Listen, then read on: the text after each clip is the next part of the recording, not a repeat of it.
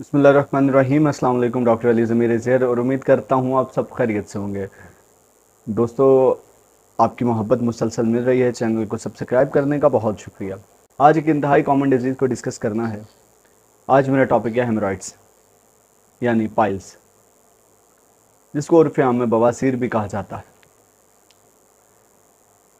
ये होता क्या है कि रेक्टम में जो वेन्स हैं उनकी स्वेलिंग हो जाती है।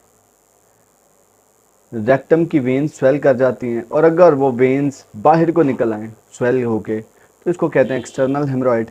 अगर वो अंदर ही रहें तो उसको कहते हैं इंटरनल हेमरॉइड्स, जिसको उर्फ़ आम में कहते हैं जी बवासीर के मौके हो गए हैं। कुछ बाहर होते हैं, कुछ अंदर होते हैं। तो ये एक काफ़ी पेनफुल डिज़ीज़ है। मरीज़ से बैठा नहीं जाता और बहुत परेशान रहता है, और इसको अगर वो थोड़ा सा ख्याल करे तो इससे छुटकारा हासिल हो सकता है। दोस्तों, बात करते हैं इसके कॉजेज़ की। तो इसके कॉजेज़ में सबसे ज़्यादा मेन जो कॉज़ है वो है कॉन्स्टिपेशन यानी कब्ज़ हो जाना। वो मरीज़ जिनको कब्ज़ रहती है, वो लोग जिनको कब्ज़ रहती है उनमें हेमरॉइड्स बहुत कॉमन है। और फिर अगली चीज़ आती है ओवरवेट, वज़न ज़्यादा हो। फिर आती है कि आपके फ़ास्ट फूड खाने से। फिर आती है कि आपके मुसलसल बैठे रहने से, लैक ऑफ मूवमेंट।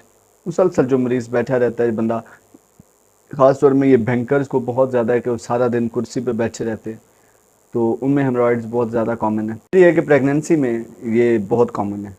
प्रेग्नेंट औरतों में हेमरॉइड्स होता है, और वो लोग जो लो फाइबर डाइट लेते हैं उनमें हेमरॉइड्स कॉमन है।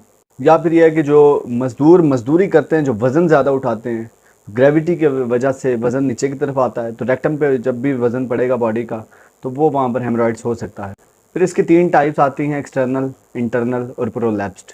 मैंने आपको पहले बताया, अगर वो वेन स्वेल होकर बाहर आ जाएँ तो इसको एक्सटर्नल हेमरॉइड्स कहते हैं। अगर वो अंदर रहें तो इंटरनल है, और अगर दोनों बस्ट कर दें और मिक्स हो जाएं तो इसको प्रोलैप्स्ड कहते हैं। अब सवाल आता है हेमरॉइड्स में और एनल फिशर में क्या डिफरेंस है। तो एनल फिशर पे मैं एक अलग से वीडियो बनाऊंगा। अगर ये वेन स्वेल होके बाहर आ जाए तो इसको कहते हैं हेमरॉइड्स।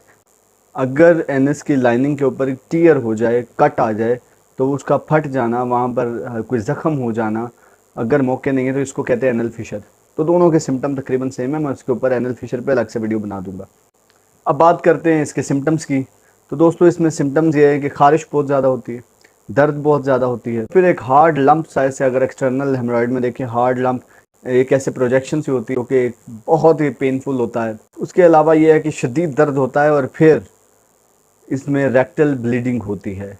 ब्लीडिंग बहुत कॉमन है इसमें। हेमरॉइड को रूल आउट हमेशा करना चाहिए, देखना चाहिए हेमरॉइड है कि कुछ और है, क्योंकि अल्सरेटिव कोलाइटिस में, क्रोन डिजीज़ में और कोलोन कैंसर में, इन तीनों में हेमरॉइड जैसे सिम्टम हो सकते हैं। तो इसलिए ये डॉक्टर को लाजमी चेक करवाएं।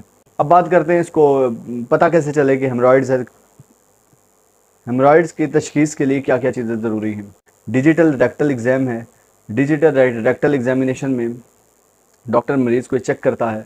उसके अलावा एनोस्कोपी की जाती है। एनोस्कोपी में ये चीज़ वाज़े हो जाती है। उसके अलावा यह है कि सिग्मोइडोस्कोपी के साथ हम पता करते हैं। उसके अलावा ये प्रोक्टोस्कोपी के साथ भी एग्जामिनेशन हो जाती है, पता चल जाता है हेमरॉइड्स का। कॉम्प्लिकेशंस में देखें तो सबसे पहले पेशेंट को एनीमिया हो जाता है, ब्लड क्लॉट्स होते हैं। उसके अलावा इन्फेक्शन हो जाती है। जो अब्रॉड में से है कि वो पानी का इस्तेमाल कम करते हैं, टिश्यू पेपर का इस्तेमाल ज़्यादा करते हैं, वो टिश्यू पेपर के ऊपर बहुत ज़्यादा ब्लड लग जाता है। अब बात करते हैं दोस्तों इसके इलाज की। सबसे पहले तो ये लाइडोकेन यानी सुन्न करने वाली जेल का इस्तेमाल करें, ये दर्द से तो छुटकारा हासिल करें। उसके अलावा एंटी इन्फ्लेमेटरी ड्रग्स जो हैं वो इस्तेमाल करें ताकि दर्द ना हो। उसके अलावा अपनी खुराक जो है वो फाइबरस फूड लें, जितना भी ये छिलका इसबगोल है या जितने भी फाइबर वाला फूड है वो लिया करें। कब्ज़ नहीं होने देनी, अपनी वॉक करें, एक्सरसाइज करें, पानी ज़्यादा से ज़्यादा पिएँ। सबसे ज़रूरी है कि कब्ज़ ना हो, और कब्ज़ को ख़त्म करने के लिए मुख्तलिफ़ मेडिसिन लें जिससे कब्ज़ ना हो, और इसके लिए ज़रूरी ये है कि रोज़ाना गर्म पानी से नहाएं।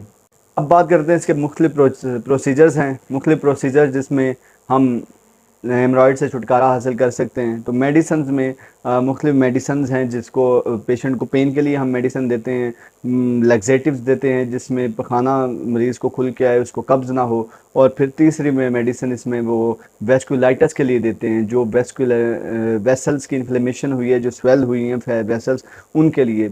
तो ये मुख्तलिफ़ मेडिसन्स हैं। तो लग्जेटिव्स के साथ, एंटी इन्फ्लेमेटरी ड्रग्स के साथ हम ये वेस्कुलाइटिस जो है इसको हम डेफ्लॉन टैबलेट वगैरह है वो इस्तेमाल करवाते हैं।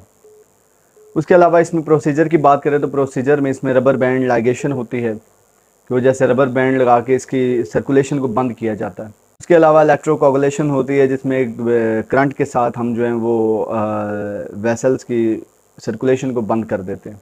इंफ्रारेड कोगुलेशन होती है, फिर स्क्लेरोथेरापी होती है, केमिकल इंजेक्शन जो है वो हम वेसल्स में लगा देते हैं जिससे वो उसकी ब्लीडिंग जो है वो रुक जाती है, बल्कि वो वेसल की सर्कुलेशन बंद हो जाती है। फिर यह कि हेमरॉइड स्टेपलिंग भी होती है कहीं जहाँ पे वो स्टेपल के साथ, और फिर यह कि सर्जिकली इनको रिमूव कर दिया जाता है, सर्जरी के साथ ये कट कर दिया जाता है, उसको फिर लाइगेट कर दिया जाता है, बांध दिया जाता है ताकि वहाँ पे ना ब्लड सर्कुलेशन हो और ना ये तकलीफ़ हो।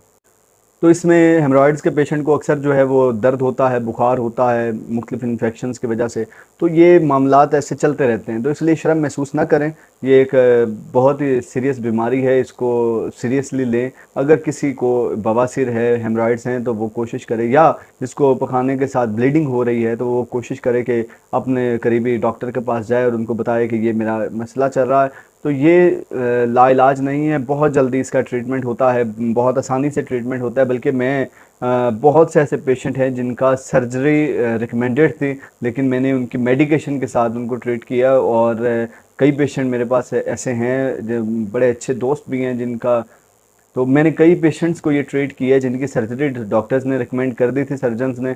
तो मैंने मेडिकेशन के साथ उनकी इम्प्रूवमेंट देखी, और कुछ ऐसे अहबाब हैं जो ऑपरेशन से बच गए हैं। तो ये बहुत एक आसान सा ट्रीटमेंट है, इसका कोशिश करें कि जो प्रिकॉशंस बताई हैं उस पर अमल करें। और अगर कोई ऐसा मसला हो तो डिस्क्रिप्शन में मेरा व्हाट्सएप नंबर भी है, और उसके अलावा मेरे जो हैं वो हॉस्पिटल का एड्रेस सब कुछ लिखा होता है। तो अगर कोई विज़िट करना चाहे कंसल्टेशन के लिए तो ज़रूर आ सकता है। ये कोई परेशानी की बात नहीं है, लिहाजा इससे परेशान भी ना हो। अगर किसी को ऐसा कोई मसला है या उसको समझ नहीं आ रही क्या करना चाहिए तो वो रब्ता कर सकता है। खुश रहें, आबाद रहें, दुआओं में याद रखिएगा।